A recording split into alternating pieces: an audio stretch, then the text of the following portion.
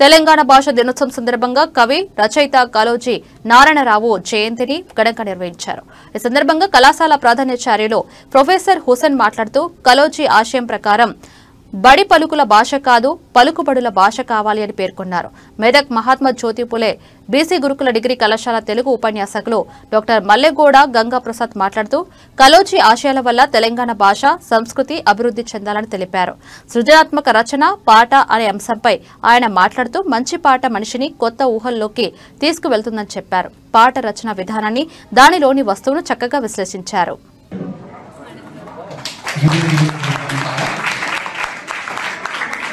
అలాగే తెలంగాణ సాహిత్యం గంగగౌడు గల్లు మనదో అందులో వచ్చినటువంటి బీట్స్ చిన్న చిన్న పాటలన్నీ నేను రాసేవే. ఆ అవకాశానికి ముందు కూడా చాలా సినిమాలు చిన్న చిన్నగా యూట్యూబ్ లో పాటలు రాశాను. ఆ మధ్య కాలంలో 2 సంవత్సరాల క్రితం వచ్చినటువంటి షరతులు వర్తిస్తాయని ఒక సినిమాకి 2 పాటలు, యూట్యూబ్ లో వచ్చినటువంటి కొన్ని పాటలు అవి అంత ఫేమస్ కాదు, కాకపోవడానికి మిలియన్స్ ఆఫ్ వ్యూస్. అయితే పాట తీసుకురావాలంటే సమాధి స్థానానికి వెళ్ళిపోవాలి అని రాజశేఖరుడు చెప్తాడు.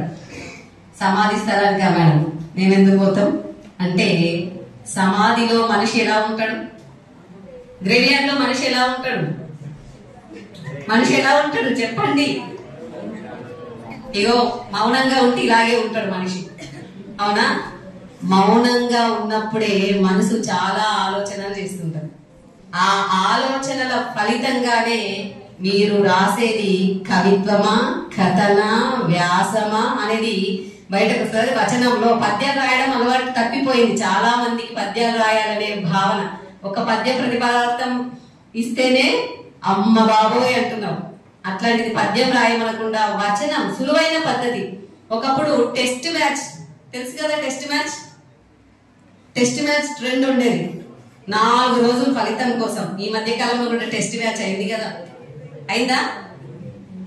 మీరు చెప్పాలి అబ్బాయి, మీరు కూడా క్రికెట్ చూడరు ఎవరు? క్రికెట్ చూసి అలవాటు లేదా? ఎంతసేపు స్క్రీన్ చూసి అలవాటేనా?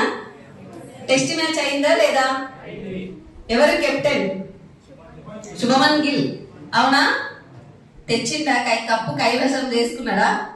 చూడగానే అనిపిస్తుంది అబ్బా ఏం ఆడినరా అనేది ఉండదు. 4 రోజులు రిజల్ట్ చూసుకుంటావా అనుకుంటాం.